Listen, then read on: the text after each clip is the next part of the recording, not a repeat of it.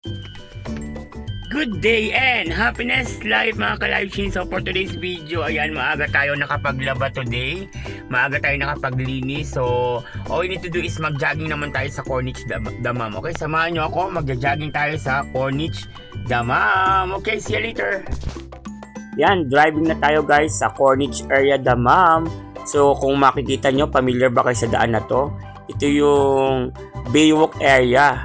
Ito yung saan nagja-jogging yung mga tao, nagre-relax, nagre-refreshing ng sunset, sunrise. So, may mga bagong construct na ng mga building na Gen Z ang design dito. So, talaga namang umuunlad at gumaganda na yung area.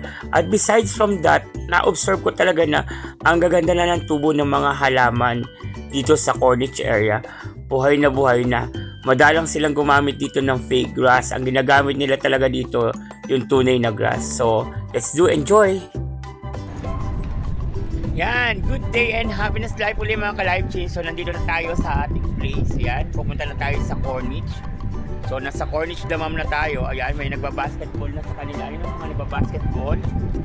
Then, maglalakad-lakad lang tayo dito sa Corniche Baywalk to guys. Malapit to sa dagat. Okay, samahan nyo ako maglakad-lakad.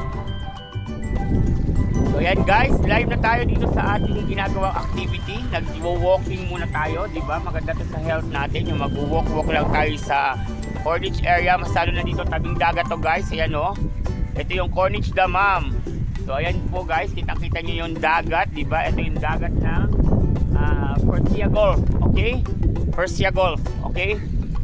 So, lakad-lakad lang tayo. Tapos ang dami na talagang tanim guys. So original yung mga grass dito, hindi siya fake grass ha. Ayan o, nagdidilig ngayon ng sprinkle water together sa mga halaman ng mga date tree.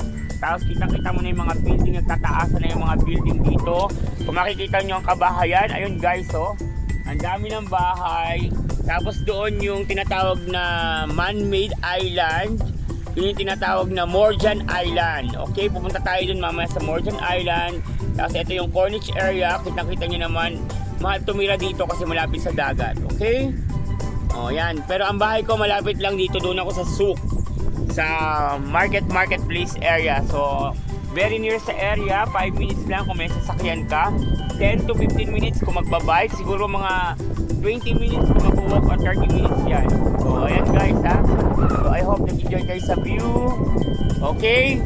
So don't forget to like, share, comment down below. Kung taga Saudi Arabia ka, mag-comment ka na dito kung saan place to. Dammam, Saudi Arabia, Corniche. Okay? So have a nice day and maglalakad-lakad muna tayo para mabuo natin ang ating exercise activity for this morning. May dala talaga tayong kape at chichirya. Okay po.